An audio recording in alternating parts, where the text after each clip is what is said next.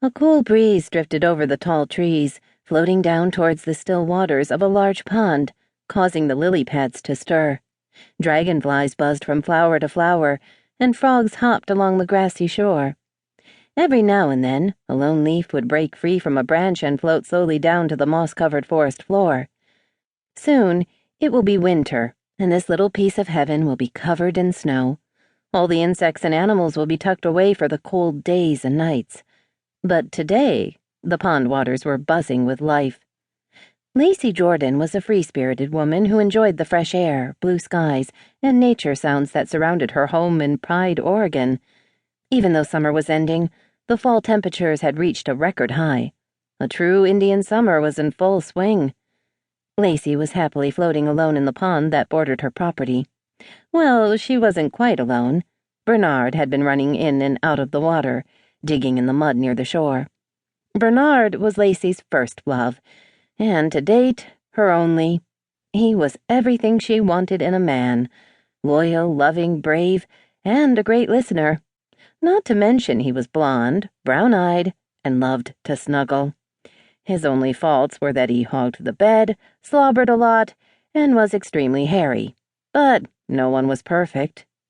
Bernard was Lacey's 3.5-year-old Labrador retriever. As she floated in the water, her short black hair bobbed around her face, a face often described as pixie-like. Her straight nose was, in her opinion, her best asset, but most people claimed it was her crystal slate eyes that stood out the most. An artist who had once painted her compared her to an exotic creature from beyond this world. A small crease formed between her eyebrows at the thought of being compared to an exotic or even mythical creature. It happened often, and she was getting tired of it.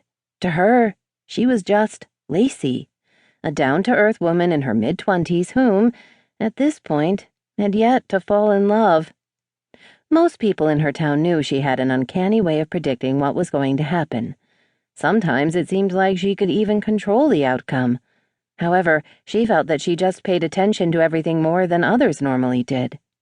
Today, she didn't want to think of the town or its inhabitants. She forced herself to relax again as she studied the bright, clear sky through the blanket of leaves on the trees overhead.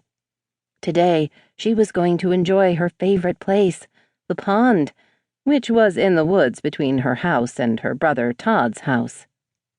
Every once in a while, Bernard would swim out to check on her, or bark to make sure his presence was still known. She could spend hours out here, lost in thought, which would sometimes make her late for work. She was grateful she wasn't expected anywhere today, so she could continue floating and relaxing as she pleased. Lacey had been born and raised in Pride, and this was home.